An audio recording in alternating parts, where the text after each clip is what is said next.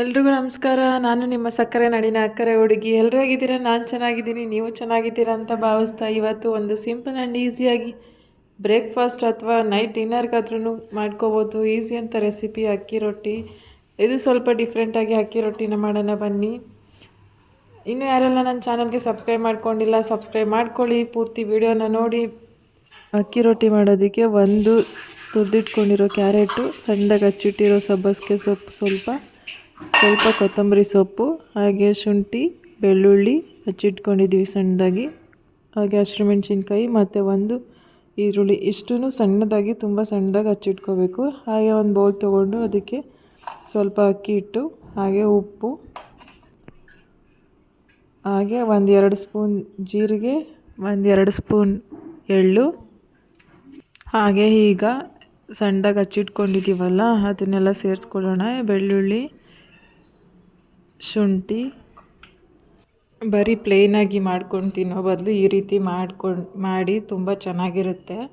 ಹಾಗೆ ಸ್ವಲ್ಪ ಕೊತ್ತಂಬರಿ ಸೊಪ್ಪು ಮತ್ತು ಹಚ್ಚಿಟ್ಟಿರೋಂಥ ಸಬ್ಬಸಿಗೆ ಸೊಪ್ಪು, ಹಾಗೆ ತುರಿದಿಟ್ಟಿರೋಂಥ ಕ್ಯಾರೆಟ್ ಇಷ್ಟನ್ನು ಸೇರಿಸ್ಕೊತಾ ಇದ್ದೀನಿ. ಅದಕ್ಕೆ 1-2 ಹಸಿಮೆಣ್ಸಿನ್ಕಾಯಿ, ನೀವು ಬೇಕಂದರೆ ಬೇರೆ ವೆಜಿಟೇಬಲ್ಸ್ ಕೂಡ ಆ್ಯಡ್ ಮಾಡ್ಕೋಬೋದು. ತುಂಬ ಸಣ್ಣದಾಗಿ ಹಚ್ಚಿಟ್ಟು ಮಾಡ್ಕೊಳ್ಳಿ.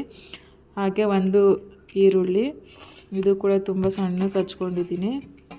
ಇಷ್ಟನ್ನು ಸೇರಿಸ್ಕೊಂಡು ಸ್ವಲ್ಪ ಮಿಕ್ಸ್ ಮಾಡ್ಕೊಳ್ಳೋಣ.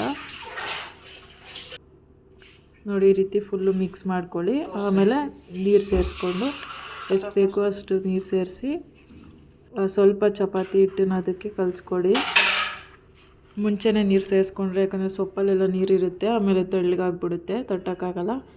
ಅದಕ್ಕೋಸ್ಕರ ಈ ರೀತಿ ಚಪಾತಿ ಹಿಟ್ಟನ್ನು ಅದಕ್ಕೆ ಕಲಿಸ್ಕೊಂಡು, ಹಾಗೆ ಒಂದು ಸೈಡಲ್ಲಿ ತವಾನ ಬಿಸಿಗೆ ಇಟ್ಟಿದ್ದೀನಿ. ಈಗ ತಟ್ಕೊಳ್ಳೋಣ ಬನ್ನಿ. ಚಪಾತಿ ಹಿಟ್ಟನ್ನ ಅದಕ್ಕೆ ತಗೊಂಡು ಈ ರೀತಿ ತಟ್ಕೊಳ್ಳಿ.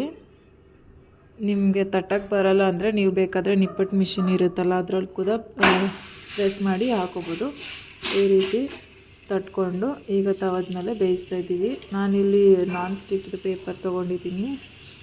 ನಿಮಗೆ ಅದು ಶೀಟ್ದು ಏನಾದರೂ ಲಿಂಕ್ ಬೇಕು ಅಂದರೆ ನನಗೆ ಕಮೆಂಟ್ ಸೆಕ್ಷನಲ್ಲಿ ತಿಳಿಸಿ, ಲಿಂಕ್ ಕಳಿಸ್ಕೊಡ್ತೀನಿ. ಎಷ್ಟೇ ಬಿಸಿ ಇದ್ದರೂ ಕೂಡ ಕಂತೋಗಲ್ಲ ಅದು. ನೋಡಿ ಈ ರೀತಿ ಬೇಯಿಸ್ಕೋಬೇಕು.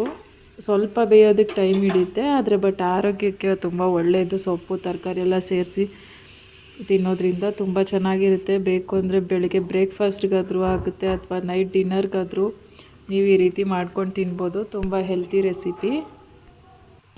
ಇವಾಗಿನ ಜನ್ರೇಷನ್ಗೆ ಇದೆಲ್ಲ ಮಕ್ಕಳಿಗೆ ಕೊಡಬೇಕು ಅಂತ ನನ್ನ ಅನಿಸಿಕೆ. ಬಿಕಾಸ್ ಹಳೆ ಕಾಲದಲ್ಲಿ ಇದೆಲ್ಲ ಇರಲೇ ಇಲ್ಲ, ಆದ್ರೂ ಗಟ್ಟಿ ಮುಟ್ಟಿಯಾಗಿರ್ತಿದ್ವಿ. ಈ ಥರ ಎಲ್ಲ ವೆರೈಟಿ ಮಾಡ್ಕೊಂಡು ತಿಂತಾನೂ ಇರಲಿಲ್ಲ. ಇರೋದನ್ನು ತಿಂದೇ ಕೂಡ ಶಕ್ತಿ ಇರ್ತಿತ್ತು. ಆದರೆ ಇವಾಗ ಯಾವ ತರಕಾರಿ ಸೊಪ್ಪು ಎಷ್ಟೇ ತಿಂದ್ರೂ ಯಾವ ಶಕ್ತಿ, ಎಲ್ಲರಿಗೂ ಆರೋಗ್ಯ ಕೆಡೋದು ತುಂಬ ಇದೆ. ಅದಕ್ಕೋಸ್ಕರ ಅಟ್ಲೀಸ್ಟ್ ಒಂದು 50% ಆರೋಗ್ಯ ಕಾಪಾಡ್ಕೋಬೇಕು ಅಂತಂದರೆ ಈ ರೀತಿ ತರಕಾರಿ ತಿನ್ನಬೇಕು ಅಂತ ಹೇಳ್ತೀನಿ. ನೋಡಿ ಎಷ್ಟು ಚೆನ್ನಾಗಿ ಅಕ್ಕಿ ರೊಟ್ಟಿ ರೆಡಿಯಾಗಿದೆ.